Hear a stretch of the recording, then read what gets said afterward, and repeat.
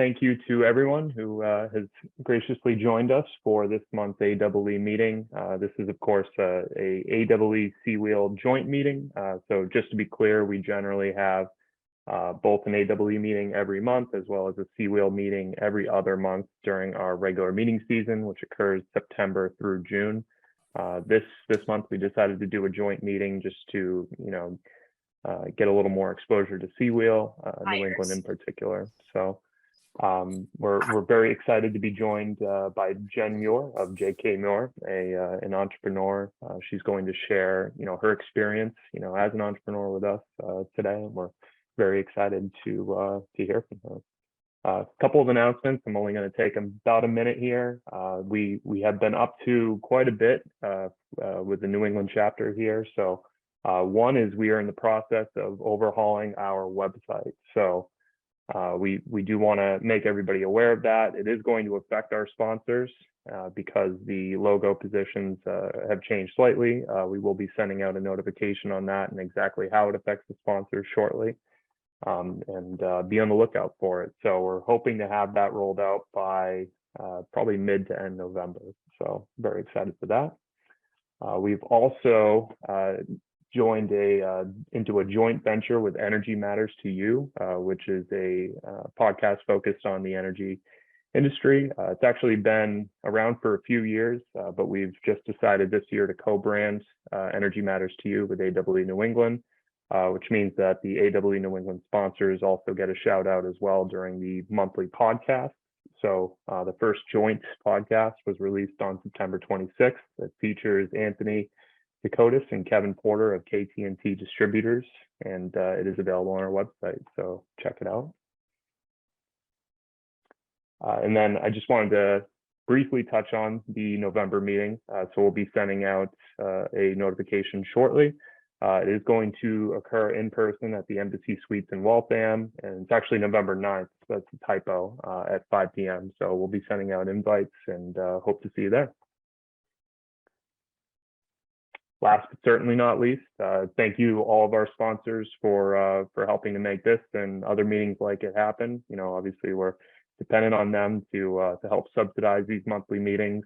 We generally lose money, at least on the in-person meetings. So we do count on our sponsors, and we also give away quite a few scholarships. Generally, we're the most charitable chapter in terms of scholarships in the country. So we're widely recognized for that as well, and we couldn't do it without all of our sponsors. So without further ado, I'm going to introduce Andrea Moshier. Hopefully I pronounced that correctly. So she's going to give us a little bit of a C-Wheel New England update as well as introduce Jen. So take it away. All right, thanks, John. Yep, so for those of you who aren't familiar with C-Wheel, C-Wheel is the women's division of AEE, the Council on Women in Energy and Environmental Leadership, which has existed for some time as a national organization. And we started a group here in New England about 1.5 years ago. And as John mentioned, our meetings tend to be every other month. And whereas we come to the AEE New England meetings and national events for what tends to be, engineering discussions and sort of what's new in our industry and feeding that side of our brain. At C-Wheel, we focus on scholarship. We have, in addition to the AEE scholarships that John mentioned, there's also a C-Wheel scholarship program that's sort of connected, and then mentorship, both through our local group and as a national program for matching mentors and mentees, which, by the way, is always looking for new mentors or mentees if anyone is interested, and professional development, sort of the third leg of that stool. So I'll also add, while I have your attention, we have in New England a small but mighty advisory group planning the C-Wheel events, and we're always looking to add more people to that. We meet once a month, and it's been going pretty smoothly. It's a great sort of leadership opportunity. That's a fairly small commitment. And C-Wheel is for women in our industry and anybody who wants to support women in our industry. So all are most welcome in any of those roles. Our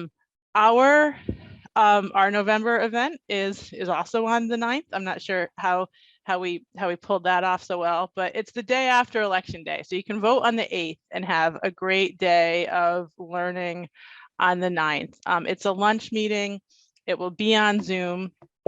And our speaker will be Shalea Morissette, who some of you may know from her time here in New England and at National Grid. She is currently at the US Department of Energy. I'm going to read her title because it's the government. It's a bit of a mouthful, right? But she is the chief of the Minority Business and Workforce Division within the Office of Economic Impact and Diversity at the US DOE. So we'll be hearing a little bit about her journey in November. But tonight, thanks again for coming. I'm excited to have Jen Muir of JKMuir join us. I first met Jen when I joined National Grid about 10 years ago, and I've worked on several projects with her and her team, and I've always learned a lot in the process. And so I'm excited for this conversation. Those of you who work in the utility industry probably know Jen's team as the people you call when you have a water or wastewater or sort of complex pumping project that you can't figure out, but they certainly do sort of broader energy efficiency and decarbonization work across the region. Jen is the president of JK, an environmental consulting firm specializing in energy and sustainability. She has 20 years of experience focused in these areas. Jen received her bachelor's and master's from MIT in environmental engineering, is a registered professional engineer, and JKMuir is registered as a woman business enterprise. So thanks again, Jen, for being here, and I'll turn it over to you. Thanks, Andrea. Well, happy to be here. Let me see if I can successfully share my screen.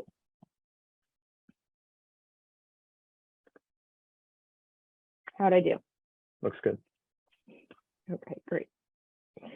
Well, I thought I'd start off by just giving you a little bit of an introduction to myself. And yeah.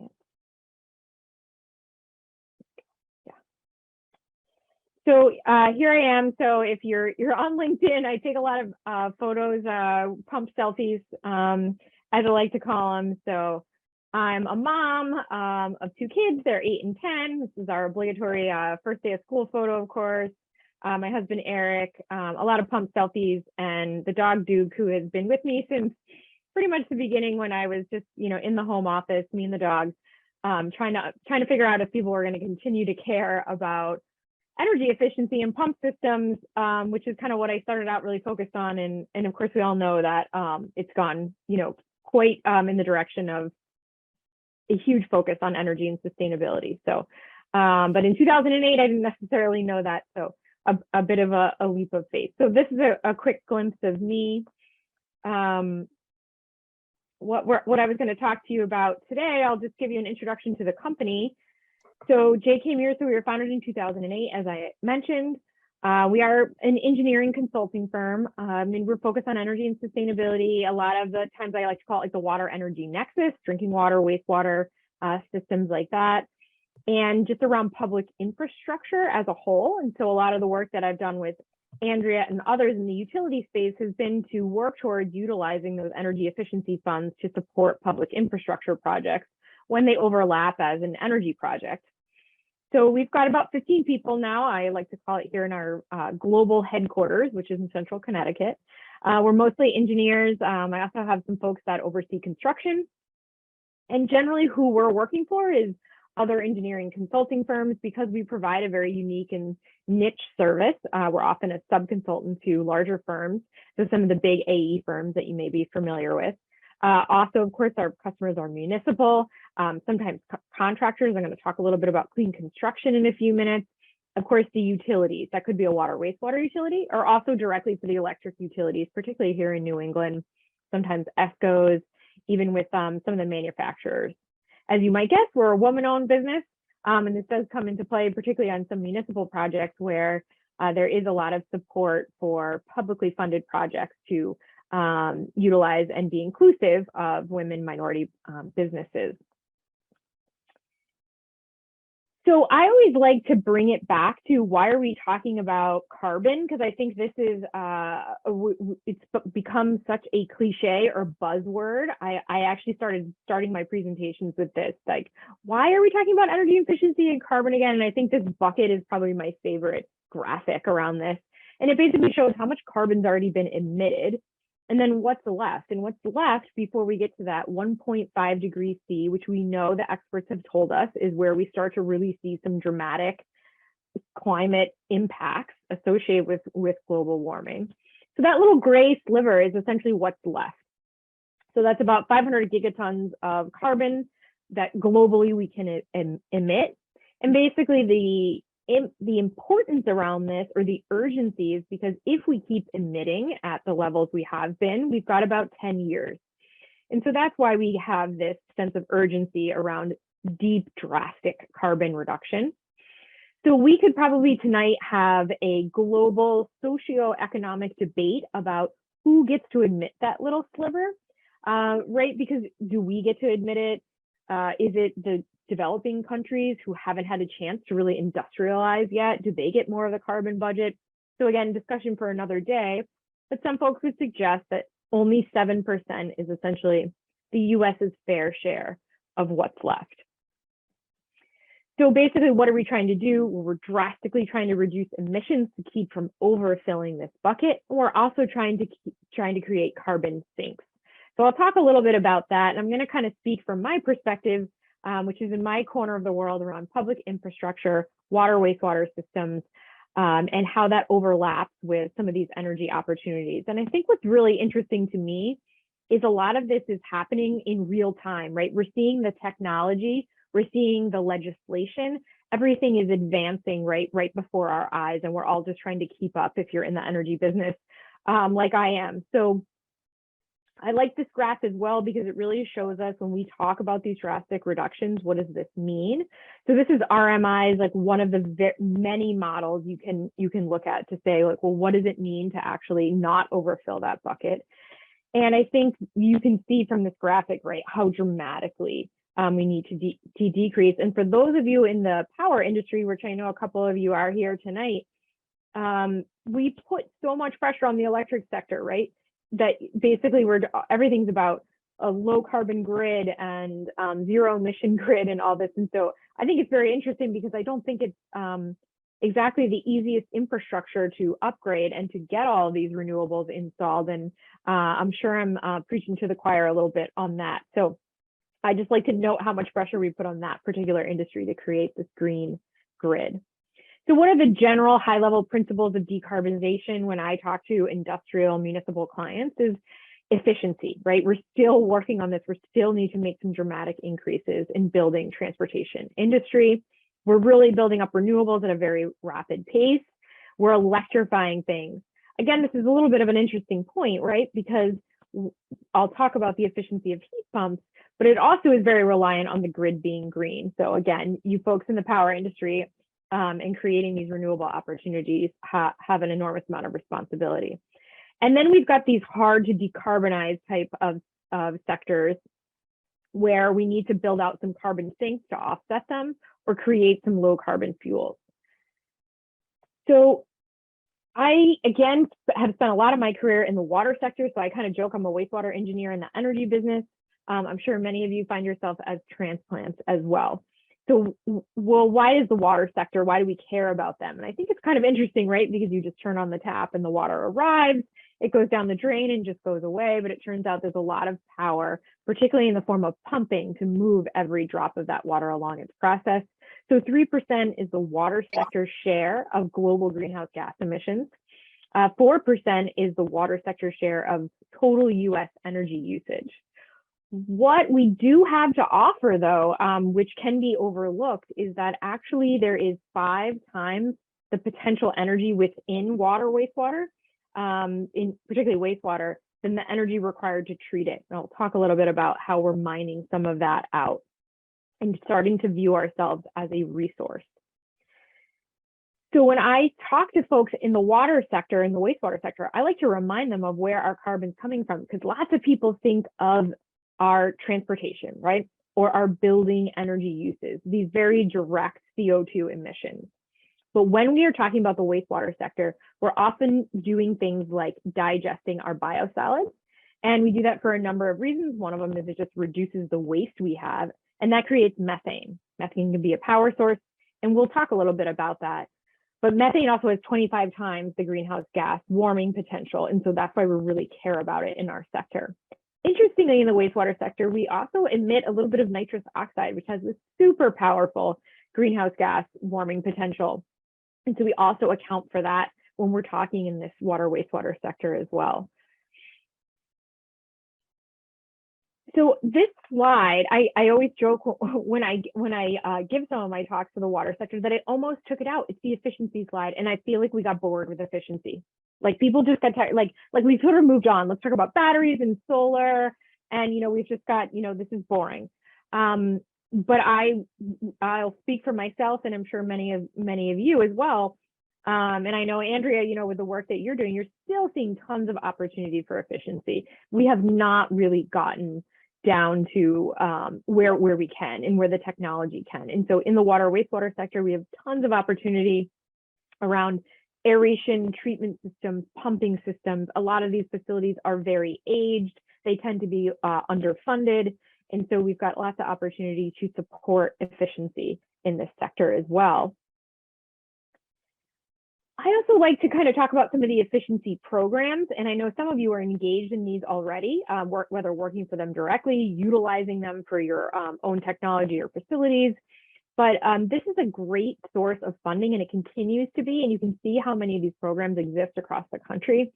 And we've been really successful in being able to connect that money, which I often have to remind people, this is ratepayer funded money. This is not federally funded, right? You're paying in, go get your money back.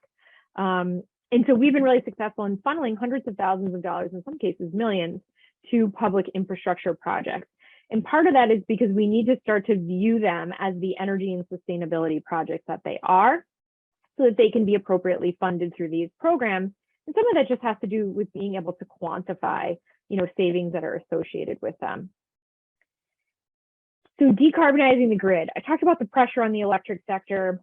And I think this graphic is just another one of my favorites. It just really shows, like, in the various states across the country, the deep carbon reduction that it's essentially been regulated upon the electric grid in terms of the reductions that are being expected and what we see going forward.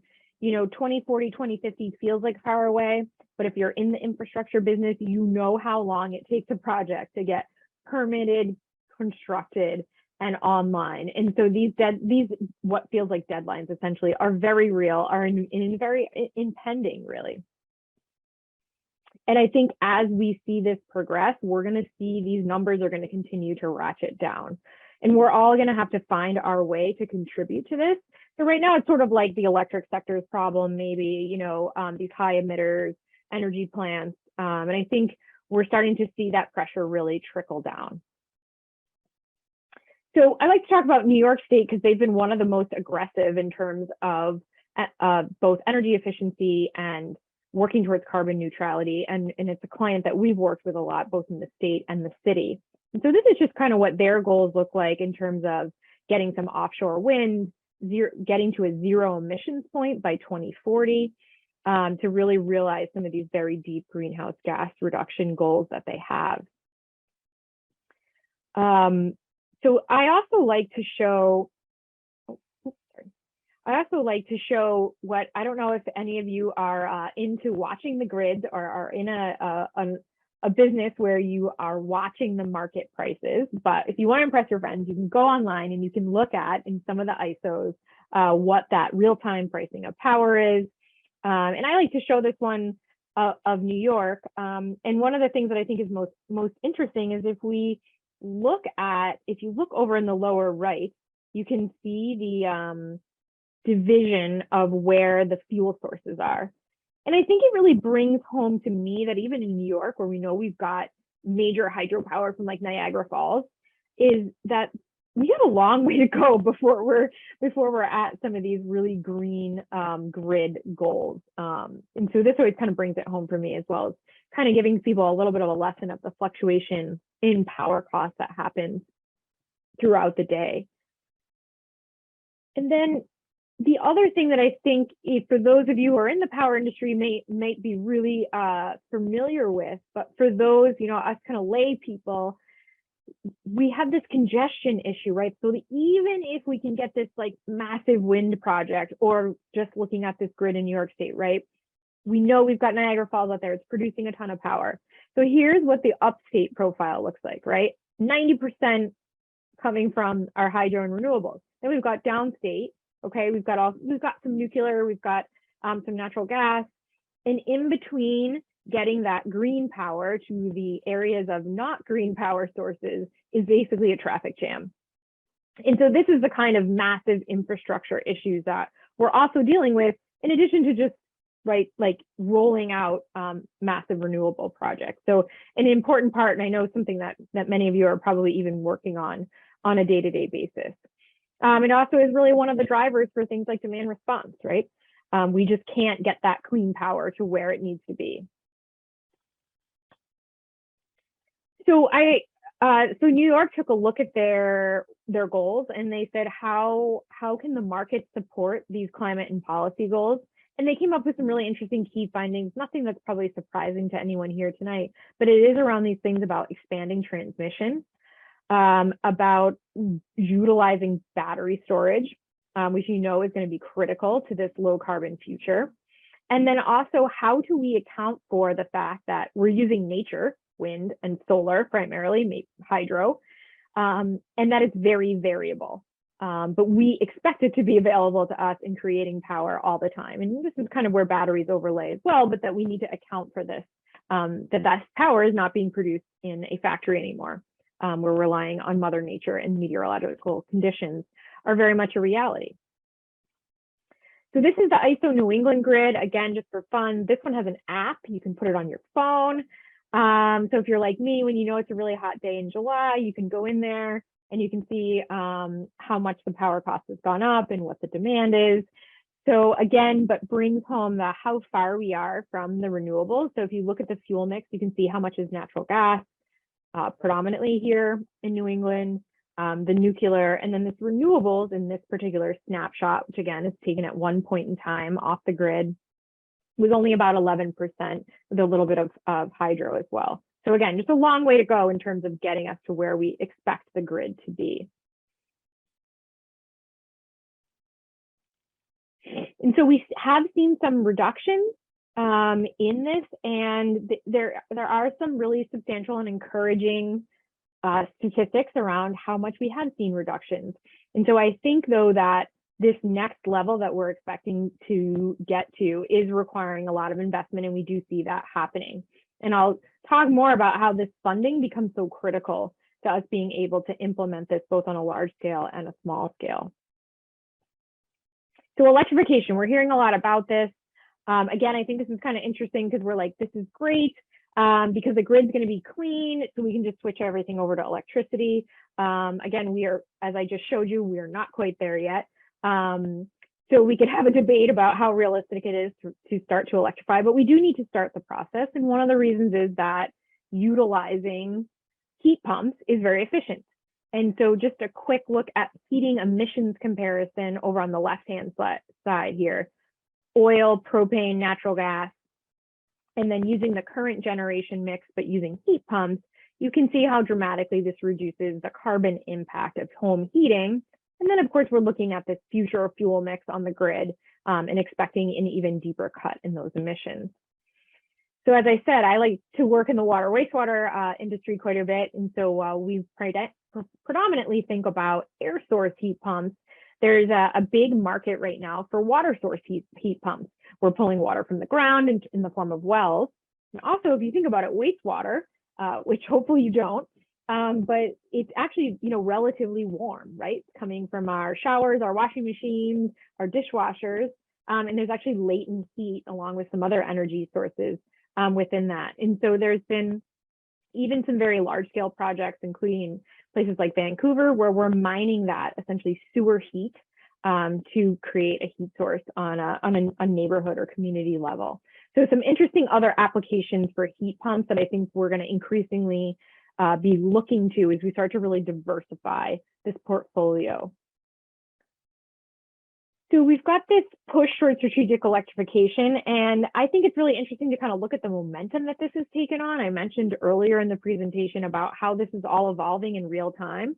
And when we look even just over the past couple of years about how much we've seen a growth in regulation and funding. And there is so much money being thrown at electrification right now, as you might know, and it's being heavily regulated as well in terms of local laws. So here, just really quickly, I've got a whole bunch of them on here, like Seattle's mayor announcing that they will update its energy code to eliminate fossil fuels for space heating in new construction. Ann Arbor's got a climate action plan where they're calling for 30% of the city's single family homes to be all electric by 2030.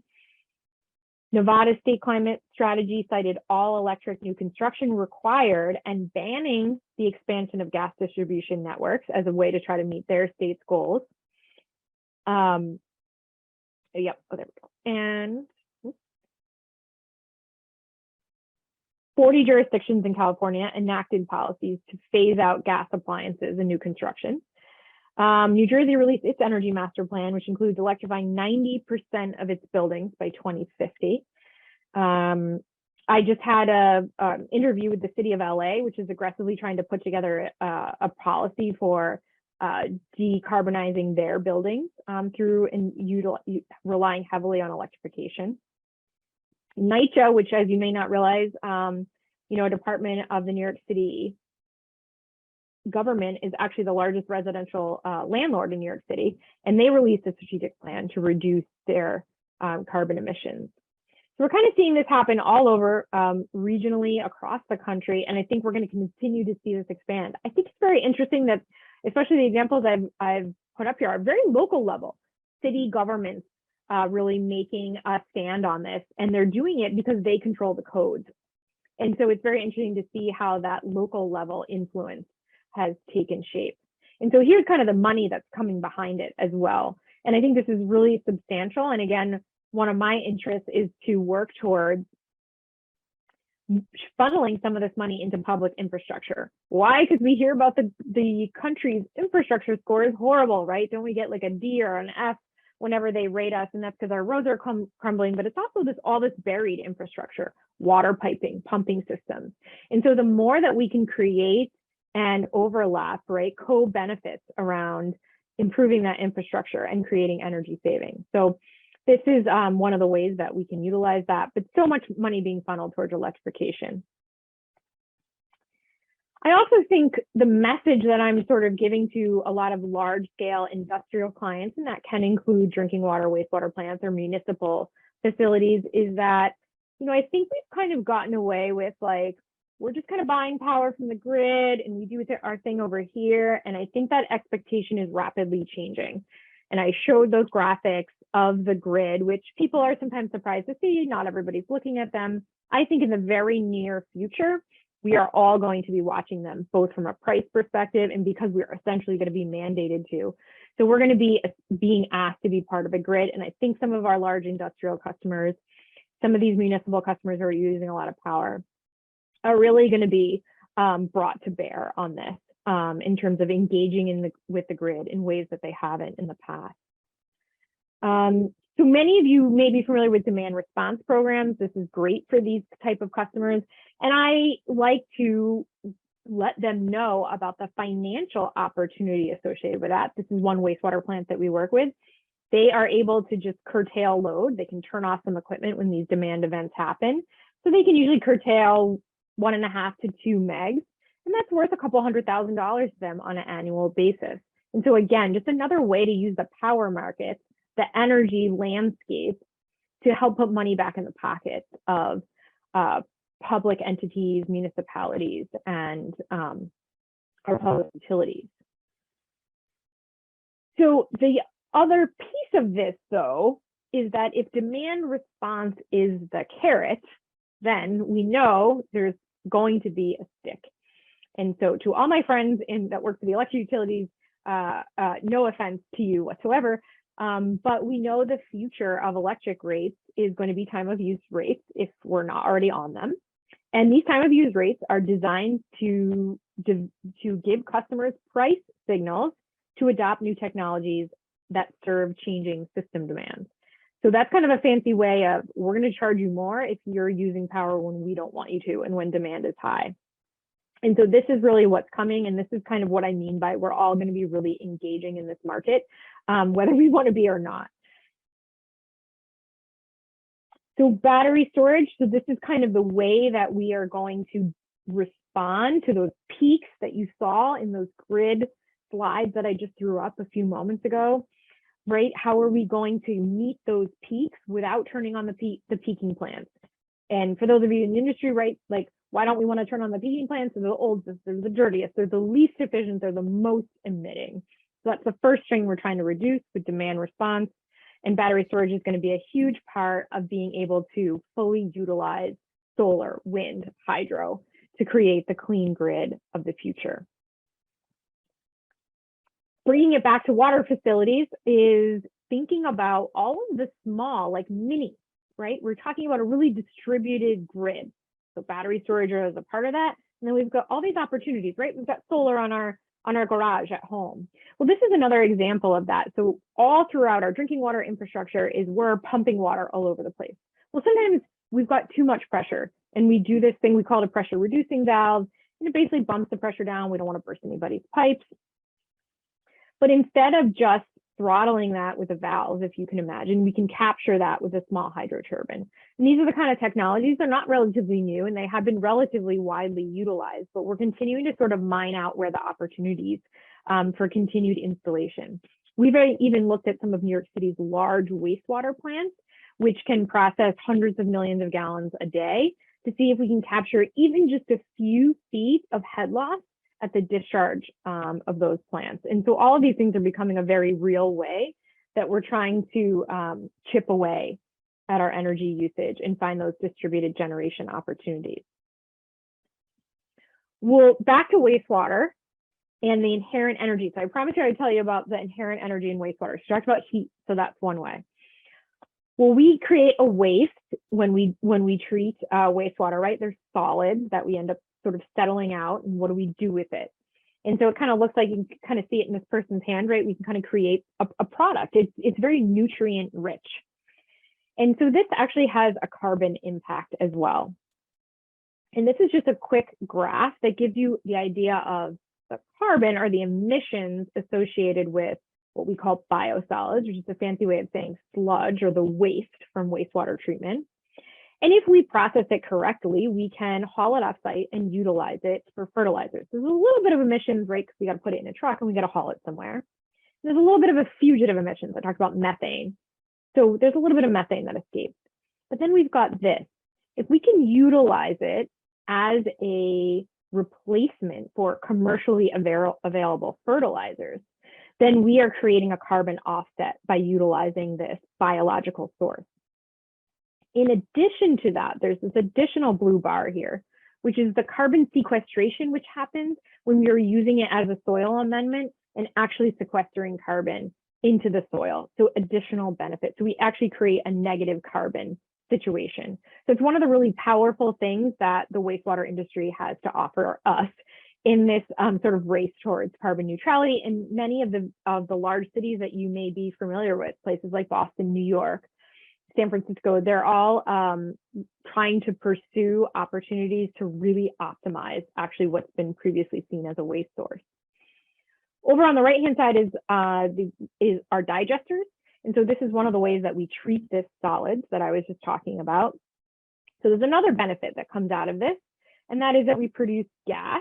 Oops, this is the bag of Bloom fertilizer. This is DC's biosolids fertilizer. You can actually, as a commercial customer, go to the wastewater plant, or I think they sell it at local nurseries and stuff like that, and they've branded it as Bloom, and it's been very successful. So just so you know, you could be out buying biosolids at your local nursery. So the digester is here, and so what's happening? So we're producing gas. Well, so Well, so for many, many years, we've been able to cogen with this biological gas that we produce, it's methane, from wastewater. But now we're starting to get really fancy, and there's some other things that we can do, and it's starting to be thought about as a way to create a low carbon fuel for these hard to decarbonize markets, things like airplanes, right? So it turns out we can transfer this gas into a lot of different forms and utilize it as a variety of different fuel sources. And these technologies are being rolled out into full scale applications kind of as we speak. So as I mentioned, we do a lot of work with New York City and with their water and wastewater department, but also citywide. So they've been really taken a very broad and holistic climate action. So I often use them as an example because they are seen as a leader. And this quote, the city will continue to implement deep energy saving measures, increasing the production of renewable gas through digestion of wastewater, so what I was just talking about, and organic waste, and generate renewable electricity to reach net zero energy for the treatment of wastewater by 2050. So this is just one goal of one of the departments. One thing I want to point out about organic waste. So I just talked about sludge and biosolids. So there's a whole nother piece to this, right? Which is around food waste. So some of you folks may have heard about the food waste bans, right? What are we trying to do? We're trying to get this stuff out of landfills. We've got zero waste to landfill type of goals coming out of major cities. Here where I live in Connecticut, we've got statewide restrictions around food waste, organic waste. So not only is it a waste we now need to divert, but it also has inherent energy, right? And so we can put it in these digesters very often with wastewater biosolids and create even more biogas. And so we're really trying to optimize both the removal of waste from a landfilling perspective and again, create this low carbon or even carbon negative type of application. So food waste has become one of the other topics. So I often joke that as a water wastewater engineer, you know, we didn't hang out with the garbage people and they didn't hang out with us. And now we're sort of really coming together because of this marrying of organics and wastewater. So the other things we're working on of interest, I think, in cities like New York, which are so progressive, is what we call clean construction. So what the heck does that mean? It really means that there are entities out there, believe it or not, that for every New York City project we work on, we actually calculate how much construction waste they're going to produce. We determine how much of the construction material is from renewable or local sources and how much of it can be recycled. It's actually mandated as part of their stipulation during the design process, and that gets tracked during construction. Entities like the Port Authority of New York and New Jersey has a whole clean construction division devoted to this. And if you heard, we're kind of following things around embodied carbon, we're actually tracking that carbon right from its original source of manufacture, the transport to the site. And so how much carbon are you actually bringing onto the site and if you contributed to by the production or manufacture of what you're bringing. So this also can mean things like concrete mixes, asphalt mixes. How do we bring in like fly ash and other low carbon sort of components to these mixes to reduce the embodied carbon? So this is very real. This is happening right now. And we are calculating embodied carbon for major construction projects, particularly in public infrastructure. And this, if you're not familiar, again, from my home state here in Connecticut, this is our anaerobic digester, which treats food waste. So this is a digester solely devoted to food waste, could be diverted from colleges, universities, generally not residential level yet, but in some major cities, we are seeing, like Seattle, they are doing residential organics collection. So this is happening. They're producing a clean power, which they're feeding into the grid. And so we already see this becoming a reality. So in closing, I just like to say, like, all of us, and I know you're engaged in this industry or you wouldn't be here tonight, have this responsibility. And I think it's really around continuing to educate each other, the public, continuing to tell our story about what's going well, what do we need, what kind of engagement and support do we need, and then to advocate for these opportunities. How do we keep the ball rolling? I think when we talk about major infrastructure projects, when we talk about renewable energy, when we talk about things like diverting waste, it's very easy to think about the obstacles. And so we need to be the people that says, like, well, what can we do right now that's going to make a difference in 6 months, in 6 years? And then to continue to implement this. And I think the way that I like to do this is to find out where all this funding is and how do we make the connections to help make the project a reality. It's especially for, again, near and dear to my heart, our municipal or public entities, which are trying to already serve the public, often in an environmental way, right? We're trying to protect waterways, we're trying to protect public health, and support that by continuing to help them develop these energy projects and continue to share these successes. So with that, I'm happy to, chat further with any of you. Thanks again for giving me the chance to come and talk with all of you tonight.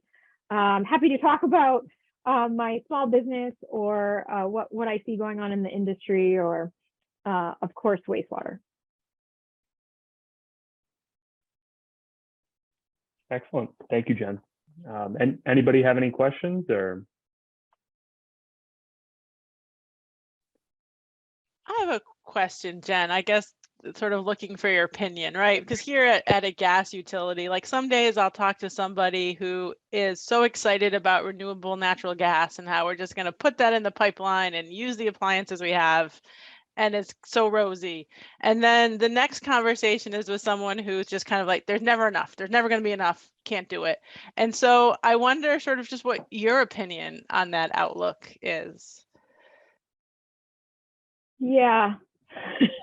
There's a lot to say there, right? No, I mean, this is part of an interesting transition, and I think people are trying to hedge their bets on this, right? Like, what is the future market of natural gas, renewable or otherwise, right?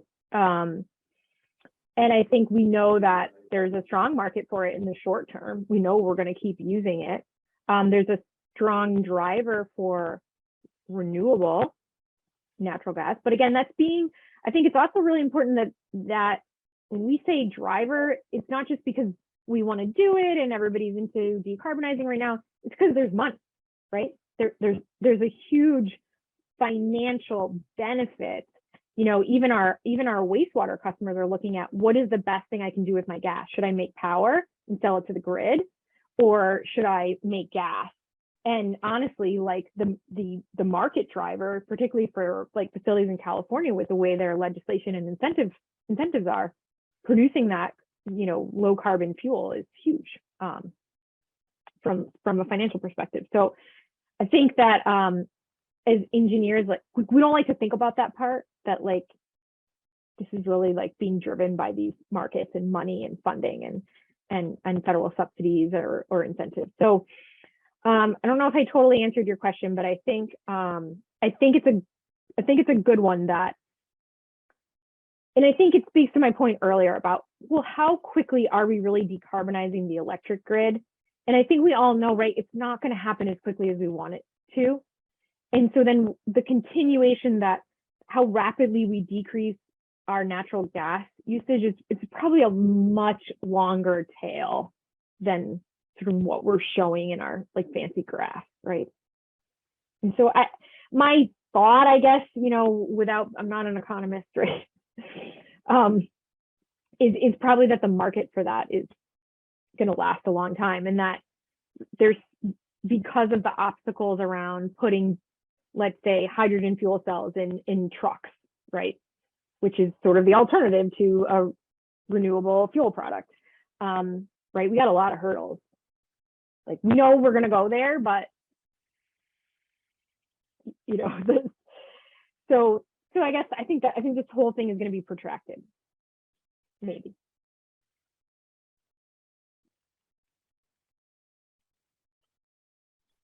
Excellent. Any other questions from anybody else?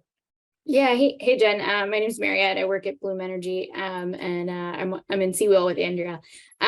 Great presentation. I think one of the things that I really appreciate about it is how interconnected you look at this all from, which is, everything really is super interconnected. One of the questions I guess I have is that, there's this perception, at least to people who are not in the wastewater industry like you are, that the methane is just being flared or it's just being released from so many of these facilities as it is. And like, what what's the reality of that situation? Is it, is it 90% that's escaping and, just creating global warming potential in our atmosphere as it is? And like, that's why we're stupid not to capture it too. Or like, is there, what's, the sort of reality of the escape of the methane from these sort of facilities? Yeah, good question, because I think it's something that we don't think about it a lot, right? Because we don't have to, right? The wastewater just down, down the hill by the river, we don't think about it. But so when we are digesting biosolids, food waste or biosolids, we have to keep that digester at just below 100 degrees. And so we're always heating it. So the primary original goal of digestion was to reduce the volume of the waste product. It wasn't to produce renewable natural gas or power or anything like that.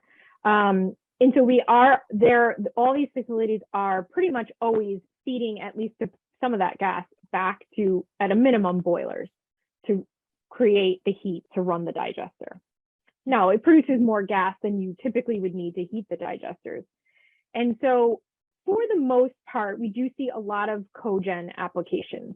And so this is one of the areas where actually we've looked, we've explored with Bloom for the city of New York, wastewater treatment plants, how we could utilize fuel cells to utilize some of that gas. So I don't know, I bet there are statistics out there on like what percentage of biogas nationwide, is utilized versus beneficially used, but there is still a lot of flaring. So the reason we flare it, right, is we don't just want to release this gas into the atmosphere, so we burn it, right, which is also not a good use of it, but that's the reality. And sometimes you won't even see it, like sort of if you're driving down the highway, you might see that tall stack with the flare. When you're looking for it, you can see it. So we've seen the advancement of cogeneration installations at wastewater facilities. I think that the obstacle, though, is that wastewater is still very community-based. So we've got tons of small plants. So let's be from Connecticut, right? We've got like 80 wastewater plants in Connecticut. So is it really viable to create a digester and a cogen system at all of those 80 plants? And the answer is like probably not, right? That it's just the economics don't really work. And so that's where we get some of these inefficiencies, or we see sort of a drive to regionally treat some of this material. So some interesting stuff going on with that. So I think to answer your question, there is still a lot of opportunity to really optimize the utilization of this gas. Absolutely, like that opportunity is still very much there. And the folks that are doing it, I mean, I would say most of the digestion facilities across the country are still using like a very typical, genset type of cogen system. And so the opportunity to look at lower carbon type of opportunities like a fuel cell, I think is a strong reality. Cool, thank you. Any other questions?